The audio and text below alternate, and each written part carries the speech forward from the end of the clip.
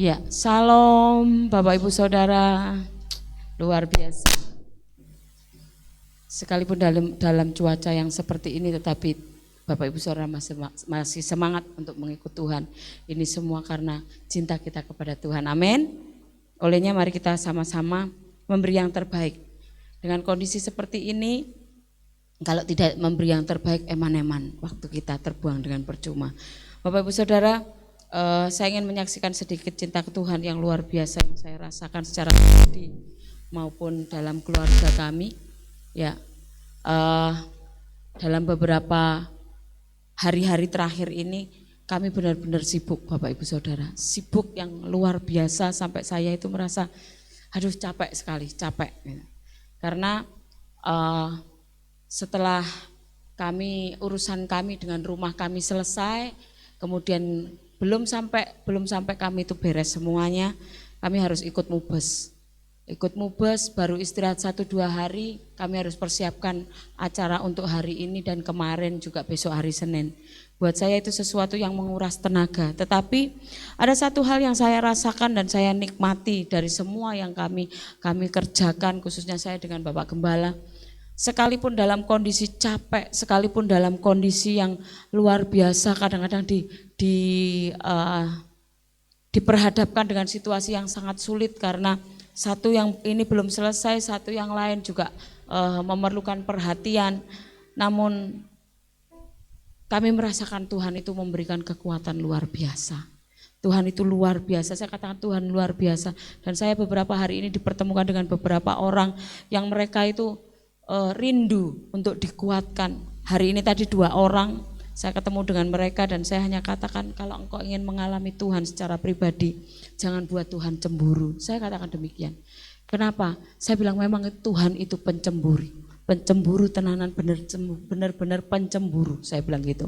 Saya ceritakan bagaimana pada saat saya mulai lebih banyak curhat kepada manusia, saya lebih berharap kepada manusia, Tuhan itu cemburu dan Tuhan itu enggak mau kita itu berharap kepada manusia, tetapi Tuhan mau kita terus berharap kepada Dia.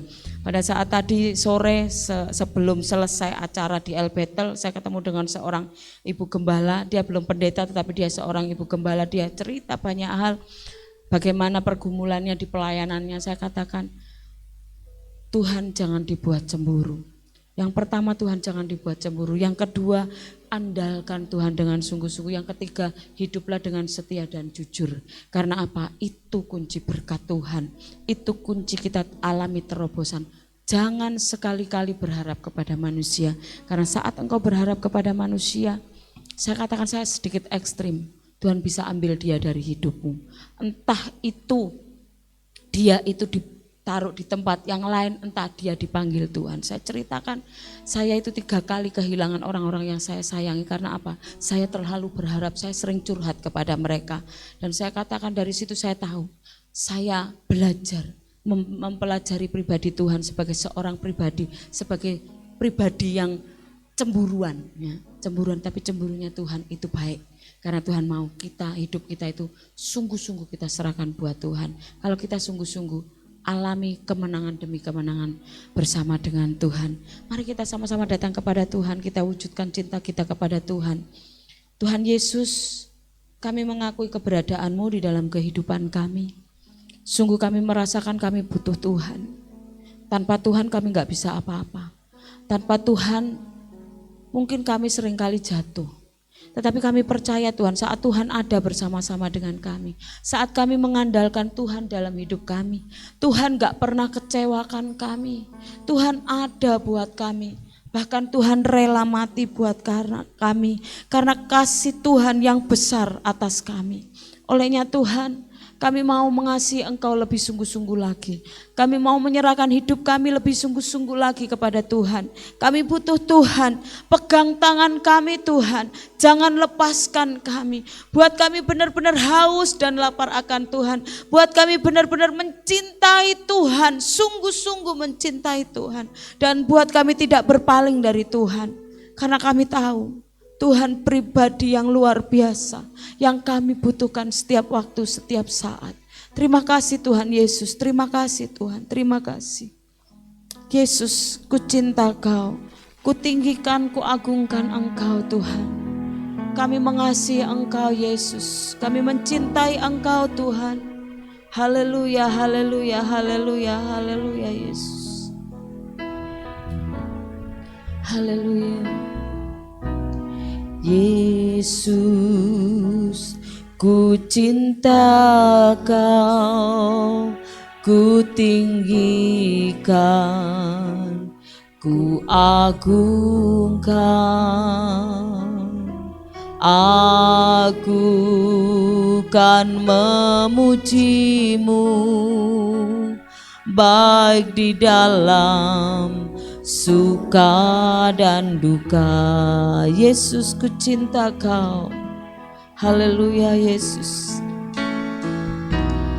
Yesus, ku cinta Kau, ku tinggikan, ku agungkan. Aku kan memuji-Mu baik di dalam suka dan duka.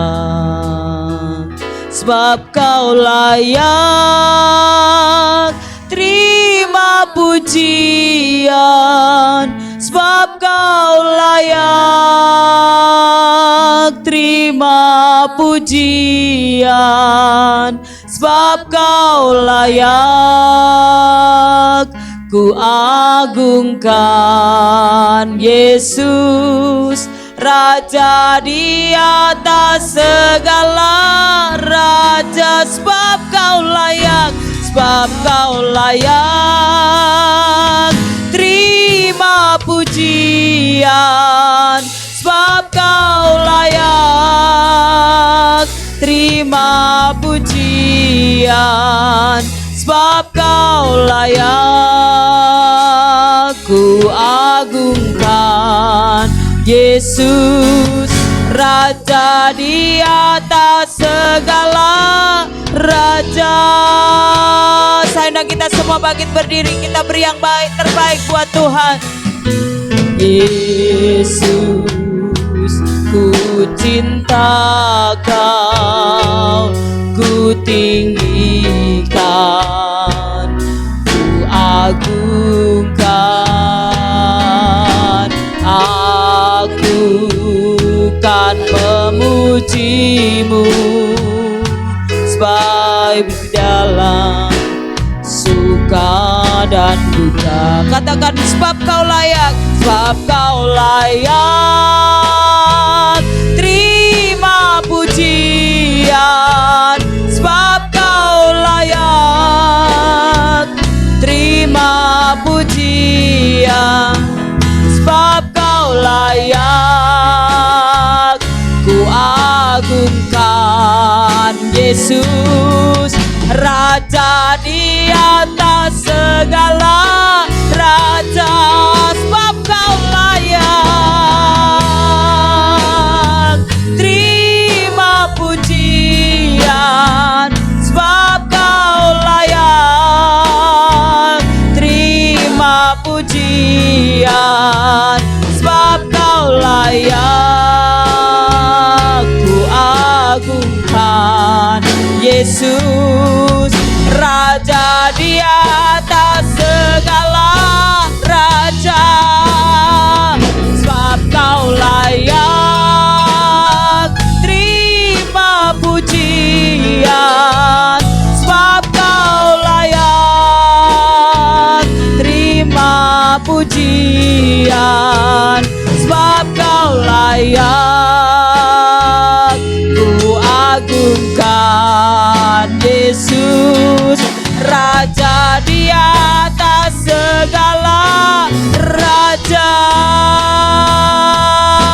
Oh, sebab Kau layak terima pujian, sebab Kau layak terima pujian, sebab Kau layak ku agungkan.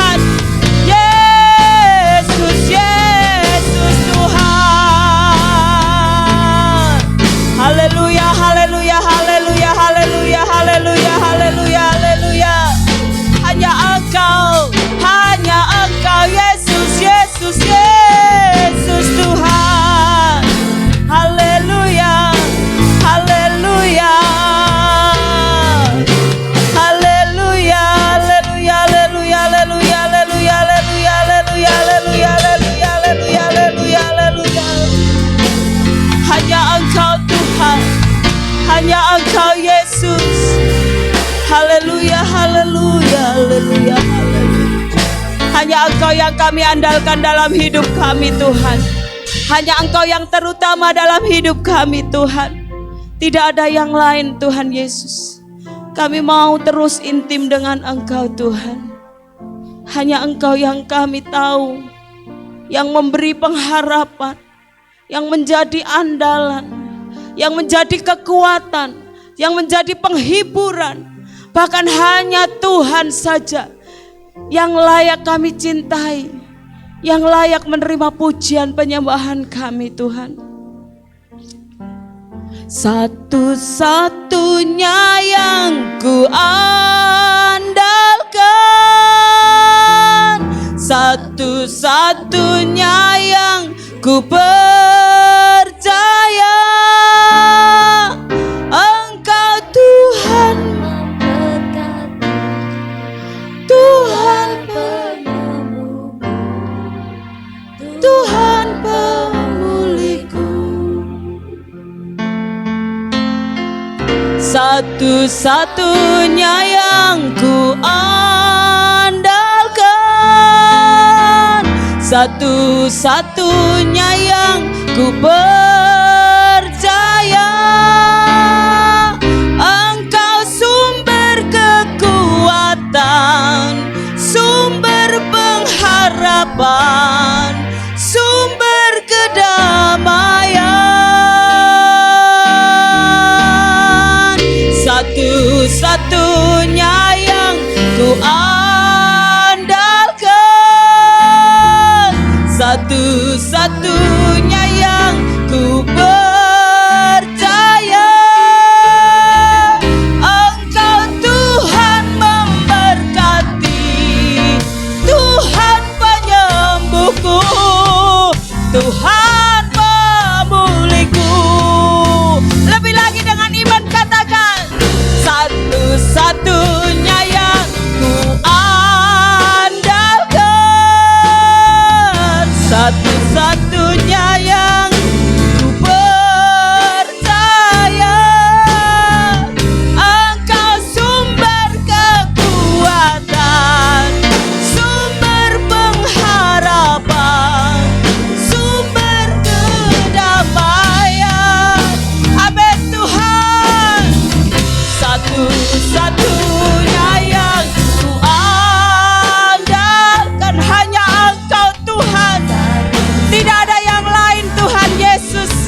Hanya Engkau Tuhan.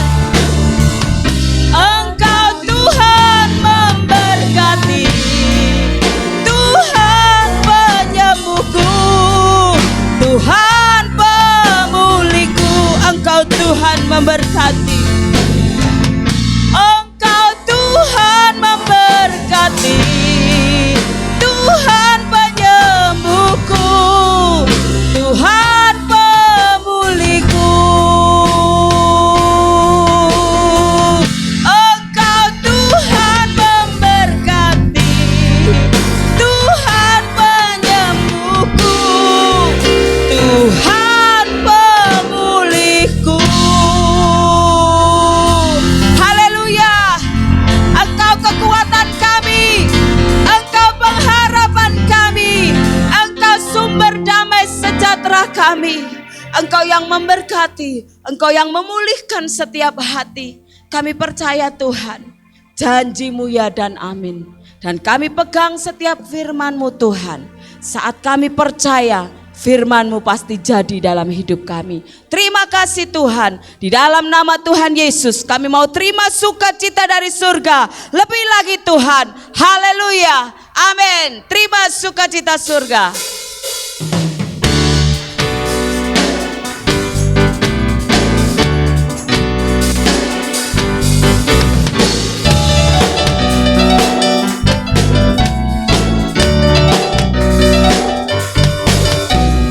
Terima sukacita surga, itulah kekuatan bagi jiwa. Ku dapat rasakan kasih-Nya di tengah badai yang bergelora. Terima sukacita surga, itulah kekuatan bagi jiwa. Ku dapat saksikan kuasa-Nya di tengah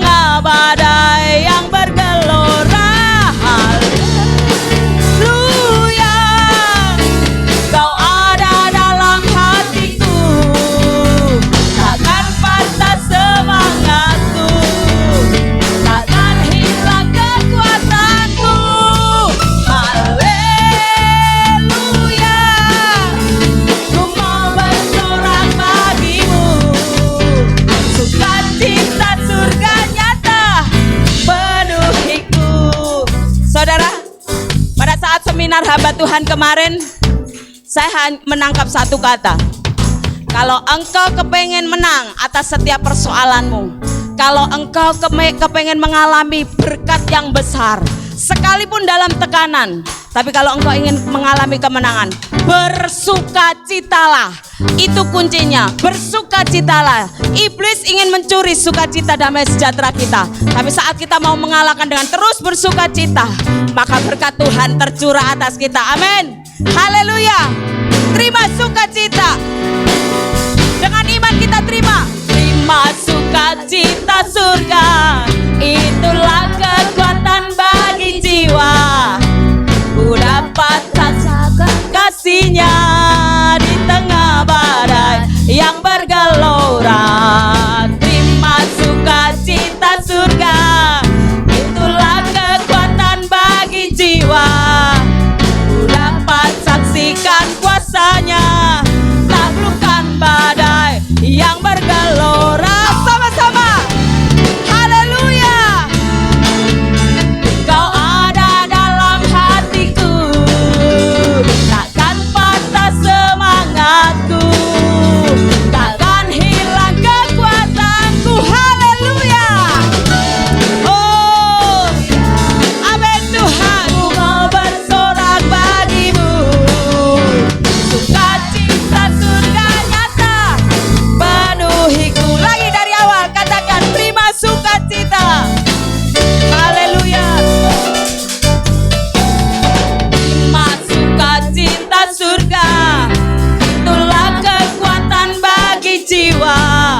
Ku dapat rasakan kasihnya di tengah badai yang bergelora. Terima sukacita surga, itulah kekuatan bagi jiwa. Ku dapat saksikan kuasanya, taklukkan badai yang bergelora. Haleluya.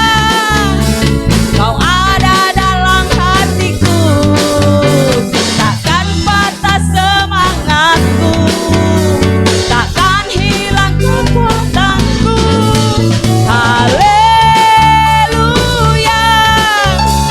Ku mau bersorak bagimu, sukacita surga nyata penuhiku. Sekali lagi haleluya. Haleluya. Kau ada dalam hatiku, takkan patah semangatku, takkan hilang kekuatanku. Haleluya. Ku mau bersorak bagimu, sukacita surga nyata penuhiku. Sukacita surga nyata penuhiku. Sukacita surga nyata penuhiku. Haleluya. Puji Tuhan, silakan duduk Bapak Ibu Saudara. Saat sukacita itu ada dalam hati kita, Tuhan katakan sekalipun kita adalah pengikut Tuhan yang setia, bukan berarti nggak ada badai. Bukan berarti tidak ada ombak, gelombang dalam kehidupan kita. Tetap itu ada. Tetapi kalau sukacita Tuhan itu ada, maka kita akan bisa menghadapi semuanya, kita akan berkemenangan. Karena iblis yang mencuri sukacita, yang berusaha mencuri sukacita, itu akan malu, dia akan lari. Kalau saya dikasih tahu sama seorang teman, katakan, Bu, sukacita, kalau bisa ketawa yang keras. Kalau saya sedang ada masalah, Pak Erik itu selalu berusaha untuk godain saya supaya ada sukacita. Dan saya percaya kalau sukacita itu ada dalam hati kita, ada dalam rumah tangga kita. Apapun boleh terjadi, tapi hidup kita akan berkemenangan karena kita adalah orang-orang yang sudah ditebus oleh Tuhan. Amin. Kami yang telah ditebus oleh kuasa darah yang kudus. Haleluya. Kami mau menjadi saksi Tuhan bahwa Tuhan ada di dalam kehidupan kami. Dan damai sejahtera Tuhan melimpah-limpah atas kami. Sekalipun kami ada di dalam lembah kekelaman, namun Tuhan Tuhan memberi kemenangan. Kami yang telah ditebus dengan darah yang kudus, mengangkat pujian bagimu. Kami baik kudusmu sebagai bukti karyamu, nyatakan kau besar dan kudus. Amin. Berlari sampai tujuan, mendapatkan mahkota kekal. Kami terima kuasa-Mu Tuhan, kami terima kemenangan yang Engkau sediakan untuk kami bawa di setiap langkah. Dimanapun kami berdiri, kemanapun kami kan pergi, di situ pasti mujizat-Mu terjadi. Saudara, kita kembali bangkit berdiri Bapak Ibu Saudara. Haleluya.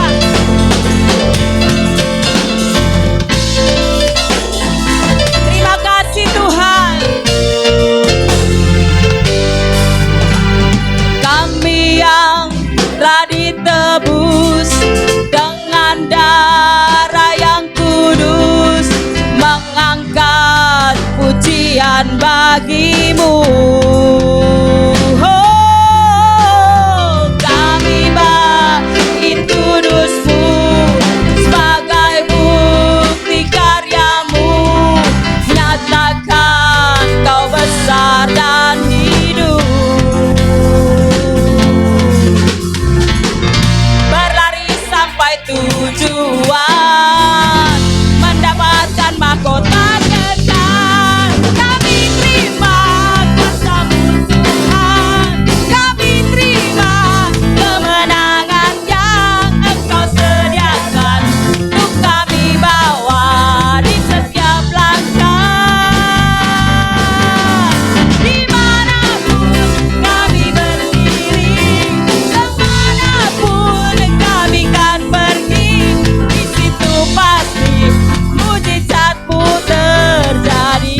Lagi, kami terima Tuhan kuasa-Mu, kuasa-Mu Tuhan, kami terima kemenangan yang Engkau sediakan, kami bawa di setiap langkah.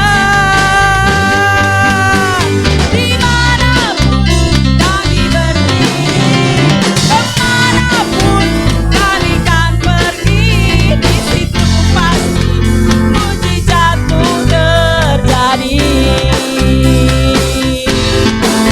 Di situ pasti mujizat-Mu terjadi. Di situ pasti mujizat-Mu terjadi.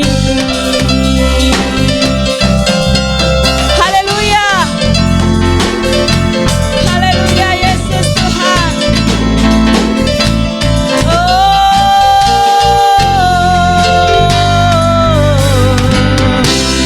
Puji Tuhan.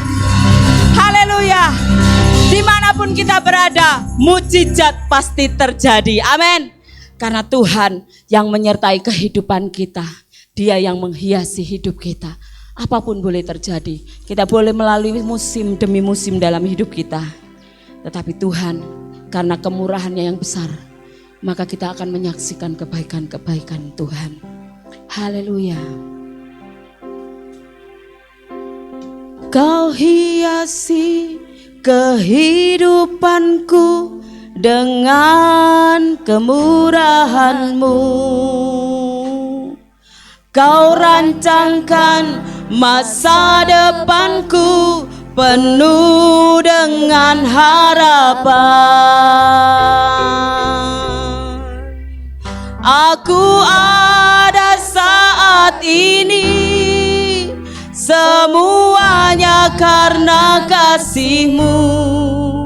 Aku hidup hari ini, semua berkat kemurahan-Mu. Terima kasih Yesus, Engkau sangat baik, teramat baik bagiku. Mari kita renungkan kehidupan kita. Kalau bukan karena Tuhan, kita nggak bisa apa-apa, saudara. Kehidupanku dengan kemurahan-Mu, Kau rancangkan masa depanku penuh dengan harapan. Aku ada saat ini, semuanya karena kasih-Mu. Aku hidup hari ini, semua berkat kemurahan-Mu.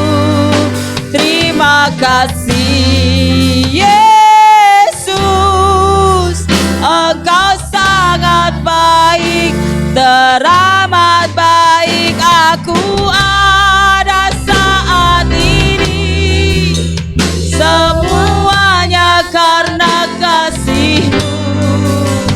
Aku hidup hari ini, semua berkat kemurahan-Mu.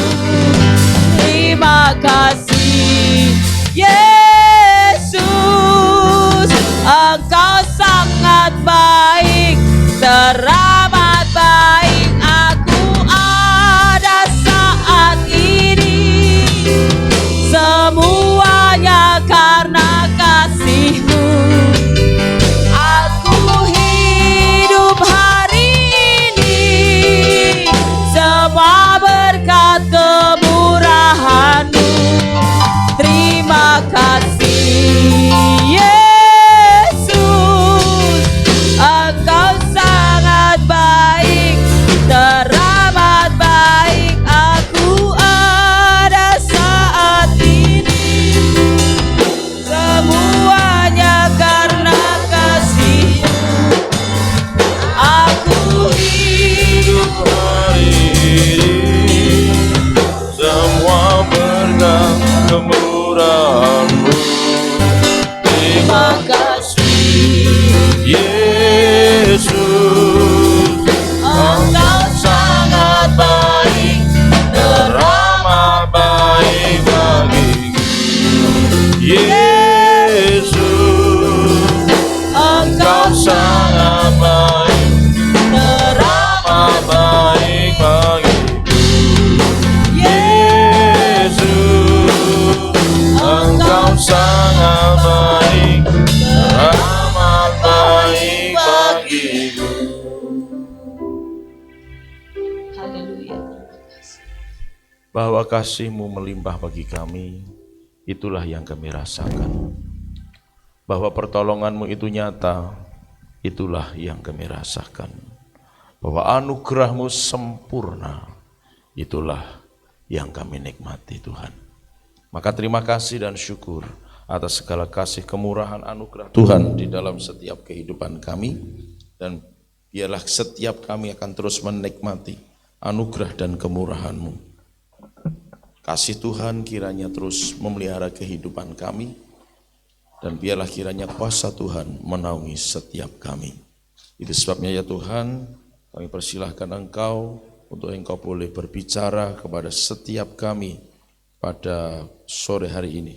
Dan kuasa dari tempat yang maha tinggi kiranya akan menaungi setiap kami semua. Terima kasih Tuhan, terima kasih. Dan dengan ini kami akan menerima pengajaran, didikan, hajaran, teguran, sapaan, belayan, kasih-Mu Tuhan melalui setiap firman yang akan Kau sampaikan kepada setiap kami. Terima kasih Tuhan, terima kasih. Tutup bungkus kami semua dengan darah anak domba Allah, jagai dengan pasukan malaikat-Mu, pagari dengan kasih setia dan tembok berapi-Mu, agar seluruh kami semua ada dalam hadirat Tuhan, ada dalam naungan, perlindungan, anugerah Tuhan, dan kami semua diberkati melalui setiap kebenaran firman yang akan kami terima. Terima kasih, Terpujilah nama-Mu kekal selamanya. Kami terima firman-Mu demi nama Tuhan Yesus Kristus. Haleluya, kita semua yang siap katakan amin. Silakan duduk Bapak Ibu Saudara kasih Tuhan. Shalom. Semuanya pasti diberkati, katakan amin. Iya, saya percaya bahwa pemeliharaan Tuhan, kasih Tuhan, anugerah Tuhan itu sempurna bagi setiap kita semua. Olehnya saya percaya bahwa setiap kita pada sore hari ini datang kepada Tuhan dalam berkat Tuhan. Amin. Dalam kemurahan Tuhan, dalam perlindungan Tuhan buat kita semua. Puji Tuhan Bapak Ibu Saudara yang kasih Tuhan. Saya diberkati kemarin ada seminar di tempat ini untuk hamba-hamba Tuhan. Dan satu hal yang Tuhan pesankan dan itu sangat merema sekali dalam kehidupan saya secara pribadi, dan itulah yang ingin saya bagikan kepada saudara. Kita membaca dulu firman Tuhan di dalam Yohanes pasal yang keempat ayat 13 dan 14. Yohanes 4 ayat 13 dan 14. Jawab Yesus kepadanya, barang siapa minum air ini ia akan haus lagi. Tetapi barang siapa minum air yang akan kuberikan kepadanya, ia tidak akan haus untuk selama-lamanya. Sebaliknya, air yang akan kuberikan kepadanya akan menjadi mata air di dalam dirinya yang terus-menerus memancar sampai kepada hidup yang kekal. Ini konteksnya pertemuan Yesus dengan perempuan Samaria yang beberapa waktu lalu sudah saya sampaikan gitu ya. Jadi saya tidak akan mengulang latar belakangnya. Lalu dalam konteks pembicaraan itu Yesus menyebutkan tentang minum air yang kuberikan, karena pada waktu itu posisinya Yesus dan perempuan ini ada di pinggir sumur Yakub, kan begitu kira-kira kondisi situasinya.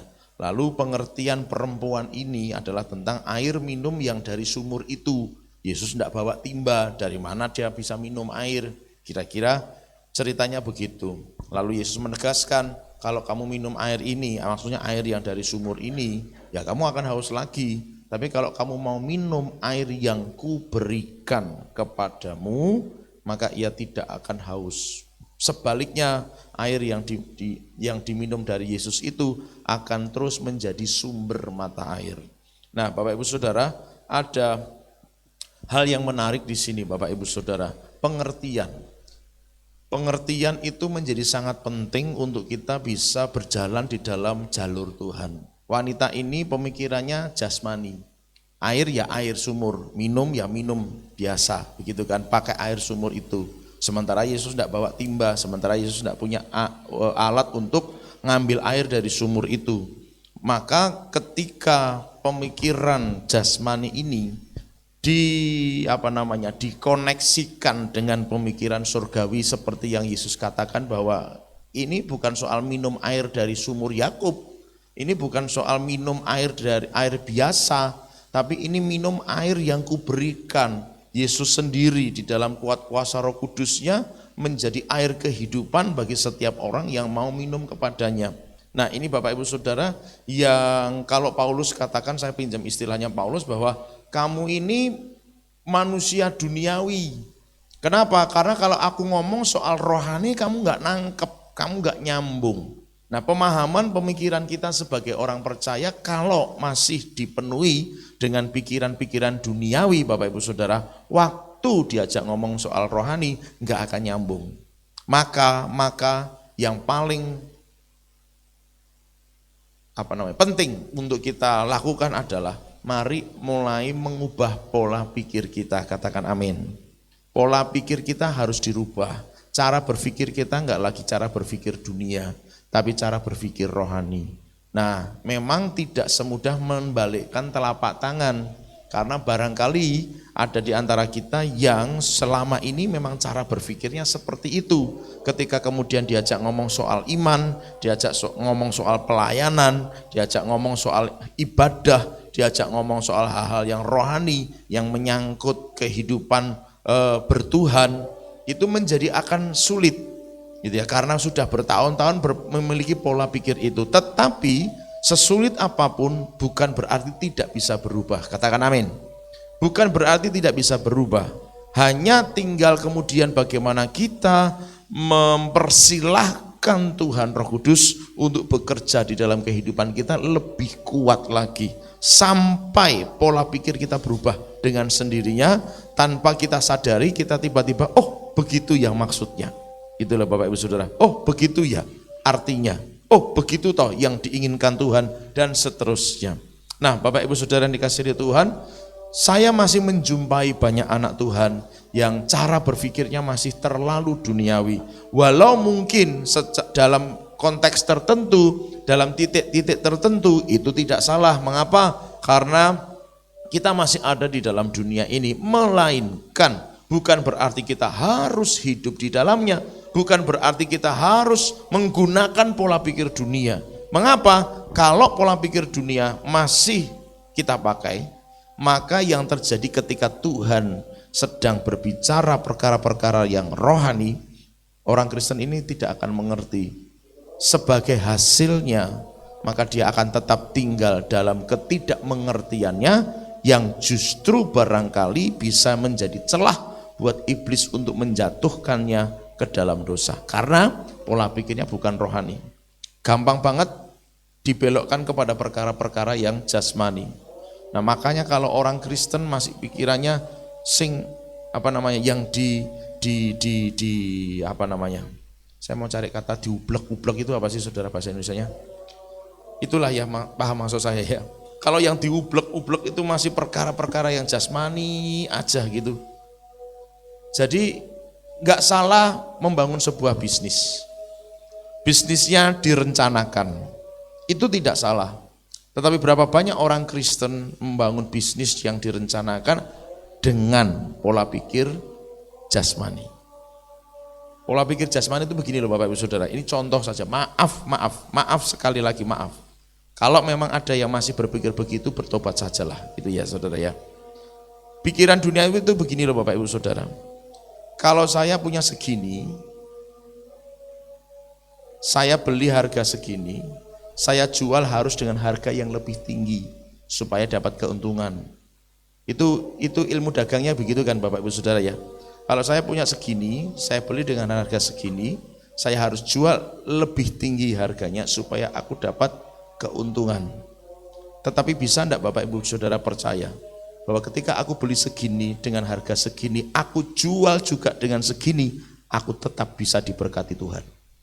Ini pola pikir rohani, bukan pola pikir jasmani. Loh, tidak salah, sekali lagi, tidak salah, karena itu memang hukum dagang. Ya kan, kulaan sakmene adol sakmene ben entuk badine kuwi sing dienggo mangan, kan itu logis. Tapi bisa ndak kira-kira ada orang Kristen yang seperti saya bilang tadi, kalau aku beli segini, harga segini, aku jual dengan harga yang sama, aku tetap bisa diberkati Tuhan. Yang percaya hal kedua katakan amin. Yang percaya sungguh-sungguh katakan amin lebih keras. Jadi Bapak Ibu Saudara mulai belajar merubah pola pikir. Karena terkadang Bapak Ibu Saudara, sekalipun ini dalam ilmu dagang ya, kadang-kadang Tuhan pengen kita belajar bahwa apa yang kamu bisa beli, katakanlah kulaan gitu ya, apapun lah itu istilahnya nantilah. Apapun itu, kadang-kadang Tuhan memang minta kita, itu bukan untuk kamu gitu loh. Itu bukan untuk kepentingan kamu, itu bukan untuk usaha kamu. Memang Tuhan suruh kita beli sesuatu atau kita ambil sesuatu, tapi itu untuk kepentingan orang lain, kepentingan kerajaan Allah, untuk orang miskin di luar sana, untuk orang yang tidak punya rumah di sana, bisa jadi yang seperti itu. Tapi bagaimana mungkin orang Kristen bisa berpikir ke arah itu bila pola pikirnya masih jasmani? Itu akan menjadi sulit. Perempuan ini bicara soal minum air dari sumur Yakub, tapi Tuhan ngomong soal air kehidupan. Katakan sama-sama, air kehidupan. Lalu Bapak Ibu Saudara, yang kedua adalah tindakan, sikap iman. Yang pertama pola pikir, yang kedua tindakan iman. Tindakan iman itu maksudnya begini, yang dalam konteks perempuan ini, barang siapa minum air yang ku berikan, ada tindakan untuk minum. Ada tindakan untuk minum. Maka itulah yang kemudian Bapak Ibu Saudara membuat seseorang akan memancar. Tanpa minum air kehidupan dalam konteks ayat ini, maka tidak akan pernah pancaran, karena firman-Nya berkata di ayat yang ke-14, bahwa barang siapa minum air yang kuberikan, sebaliknya air itu akan berubah menjadi mata air. Minum supaya jadi mata air. Enggak minum, enggak berubah jadi mata air. Berapa banyak orang Kristen belum bisa jadi mata air. Bisanya cuma terima. Ya itu tadi berhubungan dengan pola pikir kan saudara ya. Tapi maunya tuh cuma nerima. Tapi belum pernah menabur. Mungkin pernah tetapi tidak sering. Mungkin sering tapi mungkin tidak banyak seperti yang Tuhan inginkan. Wah, aku sudah menabur loh Tuhan, yang penting kan menabur. Tapi padahal kadang-kadang Tuhan mintanya lebih banyak dari yang kamu sekarang berikan. Lebih banyak dari yang sekarang bisa kamu tabur. Nah, tindakan untuk minum itulah yang akan merubah. Ya kalau saya boleh sebut, pakai istilah saya, Tuhan akan rubah. Karena memang bukan kekuatan kita gitu ya. Tindakan untuk minum inilah yang akan Tuhan ubah menjadi sumber mata air. Kalau tidak minum, tidak akan berubah. Tidak akan Tuhan jadikan sumber mata air. Maka butuh tindakan untuk minum. Nah dalam konteks ini kan minumnya air yang Tuhan berikan. Tuhan sendiri adalah air kehidupan itu. Artinya apa? Ya kita minum dalam bahasa manusianya, kita minum Dia. Kita minum kuasanya, kita minum urapannya, kita minum pribadinya. Supaya apa? Kemudian ketika itu kita minum, masuk itu ke dalam diri kita. Dan Tuhan ubah itu menjadi mata air. Jadi begini Bapak Ibu Saudara. Mari kita mulai merenungkan, kira-kira menurut Bapak Ibu Saudara, jawab saja dalam hati dan pikiran. Menurut Bapak Ibu Saudara, bagaimana kondisi gereja hari ini? Kita bisa bicaranya soal bangsa, tapi mungkin kita ambil contoh yang lebih kecil, kota kita. Menurut Bapak Ibu Saudara, bagaimana? Apakah gereja sudah menjadi sumber mata air? Karena begini, bayangkan saja jumlah kita yang segini ini, semuanya sumber mata air. Kita tinggal di kota yang sama, katakan amin. Kita tinggal di kota yang sama. Kita dari daerah yang berbeda. Ya kan? Dari kelurahan, kecamatan yang berbeda. Tapi setiap kita adalah sumber mata air. Di tempat di mana kita Tuhan sudah tempatkan, dimanapun itu, di desa manapun, dusun manapun, dukuh manapun, kecamatan manapun, kita adalah sumber mata air. Katakan sumber mata air. Dan kalau setiap sumber itu kemudian memancar, namanya sumber gitu kan. Namanya sumber mata air memancar. Saudara bisa bayangkan enggak? Setiap tempat wilayah di mana kita berada semuanya basah. Ya kan? Itu bahasa umumnya. Basah. Kenapa? Setiap kita di wilayah kita masing-masing adalah sumber. Maka tempat di mana kita tinggal, lingkungan di mana kita ada, pasti akan terbasahi oleh si sumber ini. Lah sementara sumber itu siapa? Tuhan. Sumber itu siapa? Roh Kudus. Sumber itu siapa? Urapan. Waktu urapan itu mengalir, memancar bagaikan sumber tadi, saudara bisa bayangkan, dari kita saja, wilayah kita, lingkungan kita akan diberkati oleh Tuhan, katakan amin. Diberkati oleh Tuhan. Kenapa? Karena kita nyumber, kita jadi sumber, mengalirkan terus, mengalirkan hadirat Tuhan, mengalirkan kuasa Tuhan, mengalirkan pribadi Tuhan sendiri. Roh Kudus bekerja sehingga setiap tempat di mana kita berada diberkati oleh karena kehadiran kita. Coba itu dikembangkan lebih banyak.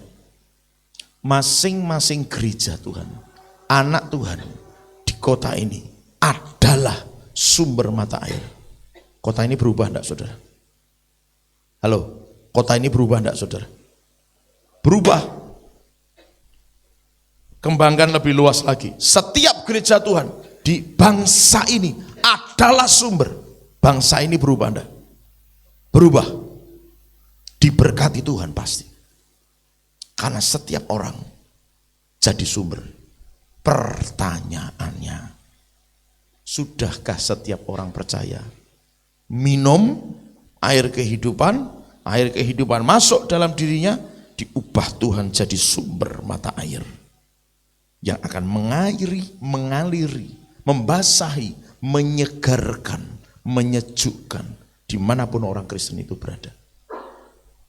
Jadi kalau pada akhirnya ada orang Kristen anak Tuhan, kok lingkungannya belum terberkati oleh karena kehadirannya, justru sebenarnya bukan karena lingkungan. Gini, kalau dikatakan lingkungan itu bahwa dunia ini kegelapan, betul, kita setuju. Tapi kemarin sudah saya singgung, sekecil apapun nyala lilin, cahaya, ditaruh di tempat yang paling gelap, bersinar enggak? Bersinar, jadi terang enggak? Jadi terang. Di kegelapan segelap apapun, terang itu ditaruh, pasti bersinar, pasti bercahaya, pasti jadi terang. Jadi, kalau semuanya adalah sumber, maka setiap tempat, lingkungan di mana anak-anak Tuhan itu berada, pasti akan diberkati Tuhan, katakan amin.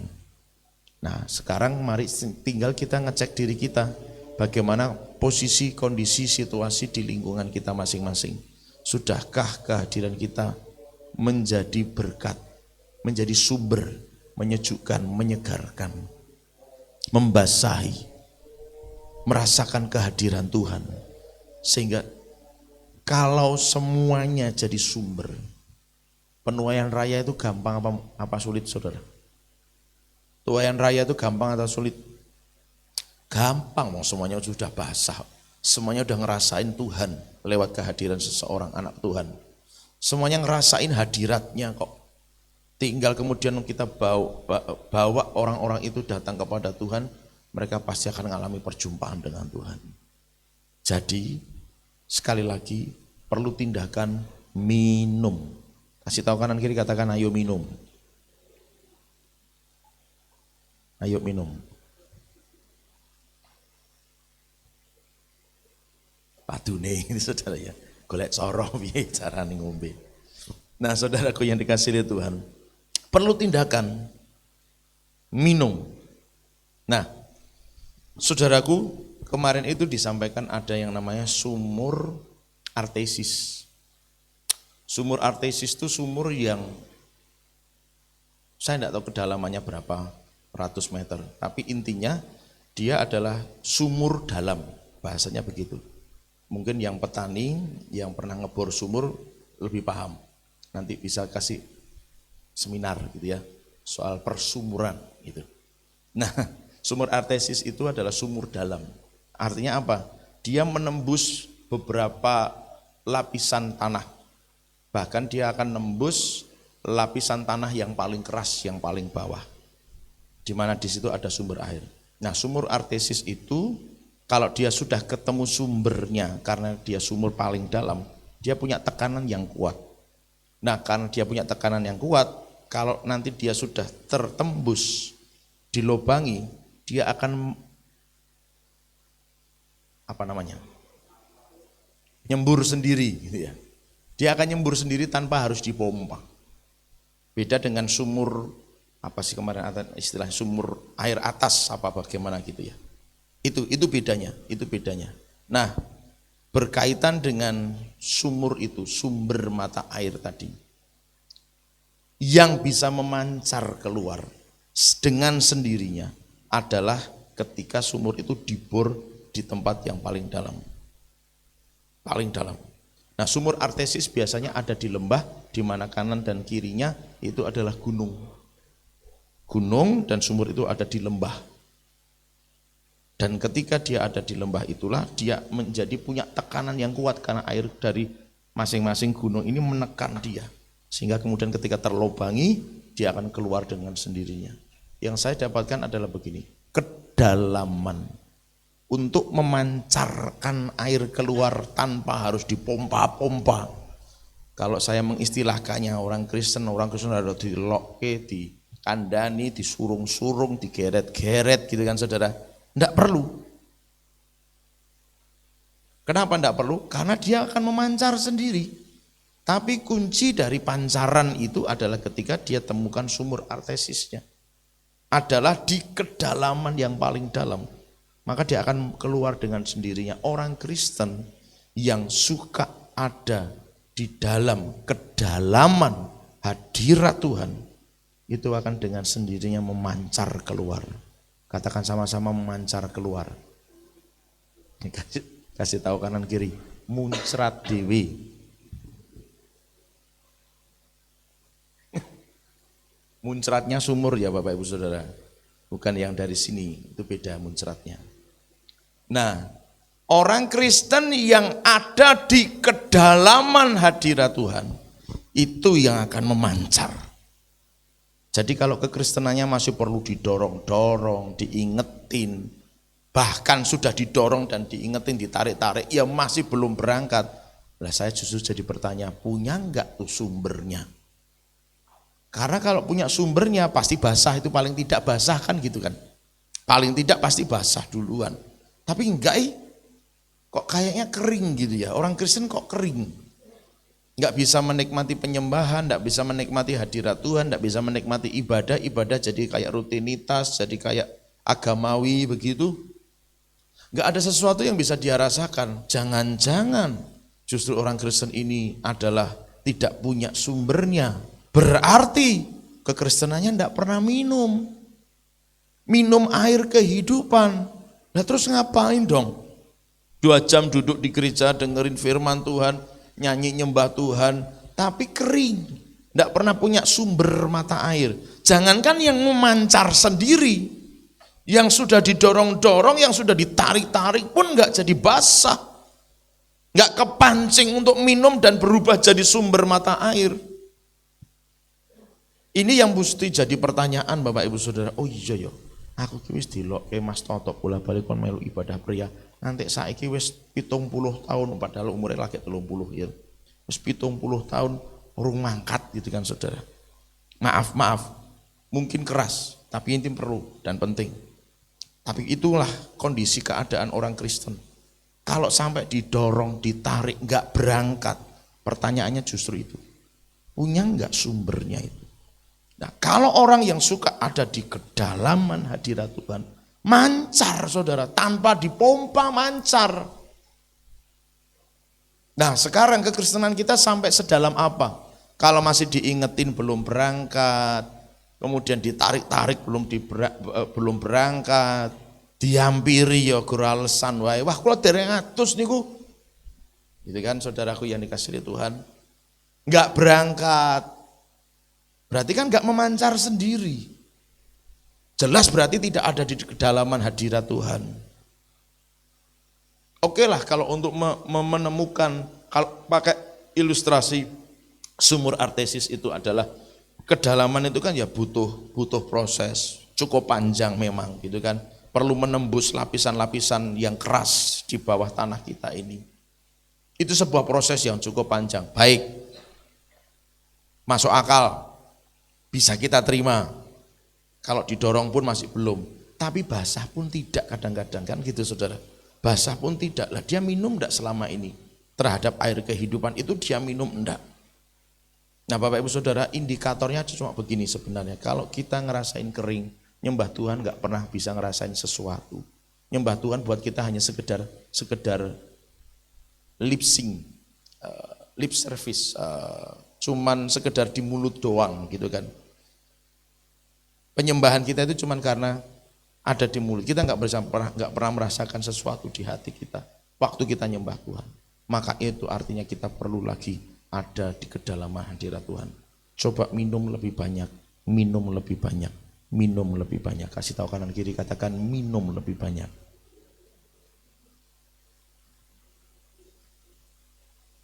Minum lebih banyak. Kembung Pak Erik, ya ini pakai istilah kan gitu kan saudara.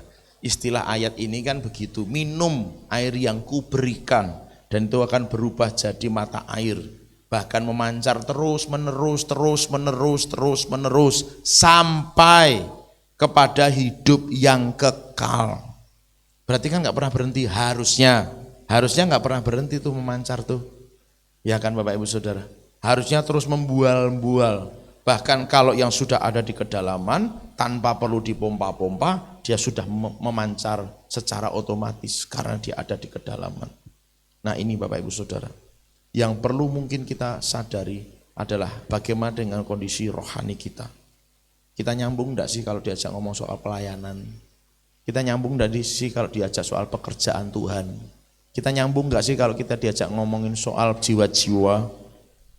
Kalau belum, kemungkinan cara berpikir kita yang harus dirubah. Lalu kita sudah ambil tindakan untuk minum belum? Ada di hadirat Tuhan, banyak nyembah Tuhan, sehingga kita basah. Awalnya pasti basah dulu, karena itu berubah jadi mata air. Ya kan? Nah mata air yang memancar sendiri, itu mata air yang ada di kedalaman. Kalau air kita masih harus dipompa, berarti belum dalam. Perlu lebih dalam. Gitu loh Bapak Ibu Saudara. Katakan amin. Nah Bapak Ibu Saudara yang dikasihi oleh Tuhan. Pesan ini Tuhan sampaikan dalam konteks sumur tadi, sumur Artesis. Itu tim Joseph Ministry yang dapat mereka sampaikan kepada kami hamba-hamba Tuhan. Dan saya sampaikan kepada jemaat yang saya gembalakan. Kenapa menjadi penting? Ya ini sayangnya ini direkam, jadi saya nggak bisa ngomong secara vulgar di sini. Kalau mau ngerti vulgarnya besok datang lagi. Amin WL karo singer. Mergo gelem ra gelem kudu mangkat. Jemaate kula pun ajeng ngerek sesuk niku Pak Erik. Kula niku sesuk ajeng ngudak adonan. Kula sesuk niku pun ajeng dandani kandang. Ya sekarep mulah gitu kan saudara. Artesis. Katakan sama-sama Artesis. Ya, ben kita rada keren sithik padahal jane ya istilah umum aja. Cuma kita jarang mendengar. Sumur yang di kedalaman yang memancar. Kenapa penting? Kenapa penting? Sedikit kemarin saya singgung, tapi itu di hari Minggu ya. Sedikit saya singgung di hari Minggu. Itu memang vulgar sekali bahwa Pak Jokowi, bangsa-bangsa telah sepakat. Mereka mengumumkan hal yang serupa bahwa akan terjadi krisis ekonomi, krisis pangan secara global. Oke, secara global. Artinya kabeh napa mboten? Kabeh. Bahkan pada saat Pak Jokowi mengumumkan ini sudah dipastikan ada 25 negara ya yang akan mengalami kebangkrutan dalam beberapa tahap. Pertama sekian, kedua nanti sekian negara, ketiga sekian negara. Itu sudah umum. Semua orang sudah pada tahu, seluruh dunia sudah tahu. Dan itu diakui. Menteri Keuangan juga mengakui akan terjadi resesi besar-besaran. Kalau orang Kristen tidak punya sumur yang artesis, enggak yang memancar sendiri, tidak dipompa-pompa, bayangkan kalau situasinya kayak gitu. Orang Kristen nih yang mesti dadak dikompo-kompo tadi masuk dalam masa krisis. Pikirannya duniawi enggak nanti pada akhirnya. Kemungkinan besar tetap akan duniawi karena pompanya bukan artesis. Sumber mata airnya bukan artesis yang harus dipompa. Pada saat enggak ada yang mompa itu loh. Bener? Sumur yang mesti dipompa kalau enggak ada yang mompa memancar enggak? Enggak memancar. Sanyone ngono lho maksudku ki arep ngono. Sanyo ki merek pompa air zaman dulu. Jadi bahasanya sanyone. Pompa air apalah mereknya terserah. Pompa airnya mati, airnya memancar enggak? Enggak memancar. Kalau semua pada pusing dengan situasi kondisi terus enggak ada yang ngeleke, enggak ada yang ngajak, enggak ada yang doain. Ya kalau yang doain pasti adalah ya. Tapi enggak ada yang dorong-dorong, ayo Pak, ayo setia, ayo semangat, ayo pelayanan, ayo ibadah. Enggak ada yang begitu kan. Memancar enggak tuh? Enggak memancar. Berangkat enggak tuh pelayanan? Enggak berangkat. Karena enggak memancar. Pancarannya kemarin itu perlu didorong, perlu dipompa. Gitu loh saudara. Kalau pada akhirnya Tuhan izinkan itu terjadi dan kita merasakannya. Kalau kita ndak ada di sumur artesis, bahaya. Itu yang saya maksudkan. Kenapa pesan itu mesti datang? Gitu kan. Karena ini masanya, zamannya bahaya. Kita mesti ketemu sumur artesisnya. Setiap kita masing-masing harus masuk di sumur artesis, punya sumur artesis. Sebab ada waktunya memang mungkin kita akan jadi sendirian.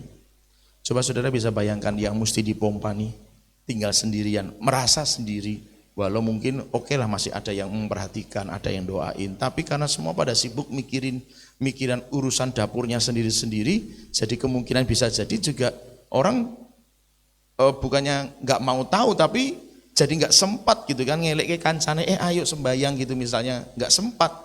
Nah, sing merasa selama ini sumurnya pompaan, mesti dipompa, jadi sendirian, merasa sendirian.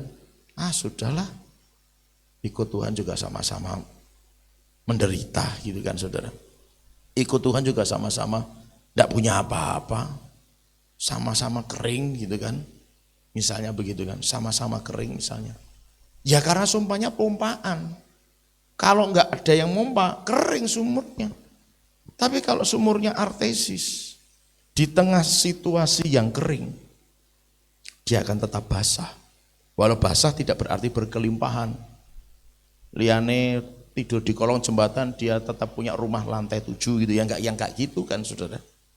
Tapi maksudnya karena dia sumurnya sudah artesis, kekeringan pun dia akan tetap menghasilkan buah pada musimnya. Hijau daunnya, tidak mengalami datangnya panas terik. Apa saja yang diperbuatnya berhasil. Bapak Ibu Saudara, perlu yuk masuk lebih dalam di kedalaman hadirat Tuhan. Supaya apa? Menemukan sumur artesisnya. Agar tidak perlu dipompa, tidak perlu ditarik-tarik, tidak perlu didorong-dorong untuk setia, untuk rajin ibadah, untuk cari jiwa, untuk melayani Tuhan, dan sebagainya dan seterusnya. Dia akan memancar. Sekali lagi, ilustrasi tadi, bukan ilustrasi sebenarnya, hal yang harus kita bayangkan. Coba kalau setiap orang Kristen punya sumur artesisnya, sementara negara-negara lain kekeringan, Indonesia diberkati enggak saudara? Diberkati, basah. Kenapa? Setiap gereja Tuhan di bangsa ini artesis semua sumurnya, mancar terus, basah terus.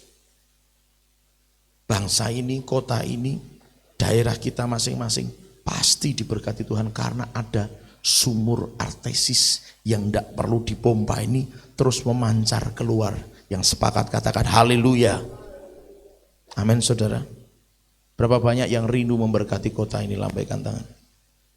Angkat tangan nih, bukan lambai. Melambai-lambai. Sekali lagi, yang rindu tetap angkat tangan saudara. Tuhan, hamba berdoa buat setiap yang mengangkat tangan. Tanda mereka mau dipakai Tuhan. Hamba berdoa dalam nama Yesus. Apa yang kering hari ini, Tuhan basahi. Munculkan atas setiap hati sumur artesis ilahi yang tidak perlu dipompa, tapi pasti memancar. Bahkan di tengah situasi yang kering, mereka akan tetap memancarkan air. Dan mereka akan membasahi lingkungan mereka, keluarga, rumah tangga mereka, pekerjaan mereka, tempat-tempat yang mereka injak dengan kaki mereka akan dibasahi oleh karena ada sumur artesis rohani yang akan memancar keluar dari hidup mereka. Demi nama Yesus terjadi, tergenapi, termeterai. Amin. Saudara, mungkin ya kalau secara kita ngomong soal tadi yang saya bilang negara bangkrut, nyatanya negara ini enek gitu kan saudara. Negaranya masih ada berdiri, pemerintahannya tidak bubar. Tapi saudara mungkin perlu tahu, kalau memang rindu belajar silakan buka internet sendiri. Tapi kalau saudara perlu tahu saja, banyak negara hari-hari ini tuh susah makan, serius susah makan. Ini beneran. Cuma kita mungkin tidak nyampe informasinya ke kita. Benar-benar susah makan negara itu. Benar-benar susah makan. Masyarakatnya itu susah makan. Makanya kan kemarin saya ngomong, Pak Jokowi kan sudah menyampaikan, yuk belajar untuk bisa ya apa ya istilahnya, memiliki ketahanan pangan mandiri, membuat pola ketahanan pangan mandiri. Ayo bikin gitu loh saudara. Ya selain untuk kita sendiri, tapi tadi sumur artesis, nek ini jalan, waktu benar-benar terjadi kekeringan, kita bisa jadi sumber berkat buat orang. Kita bisa jadi sumber berkat buat orang.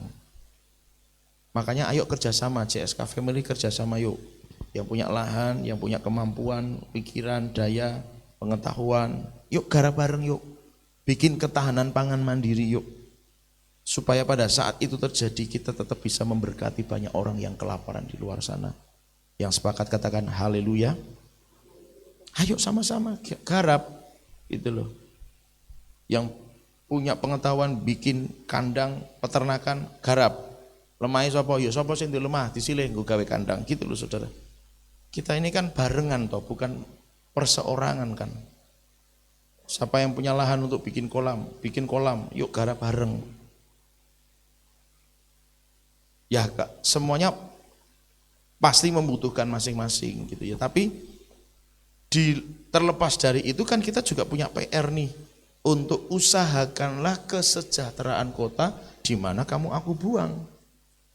Jadi ada perintah lain nih yang harus kita kerjakan bareng-bareng.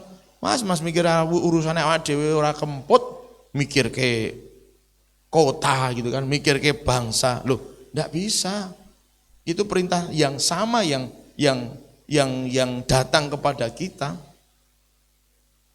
Sementara kita mungkin sedang mikirin bagaimana kampung tengah kita tetap terjaga dengan baik, di waktu yang sama, di detik yang sama kita juga harus berpikir bagaimana kota kita sejahtera.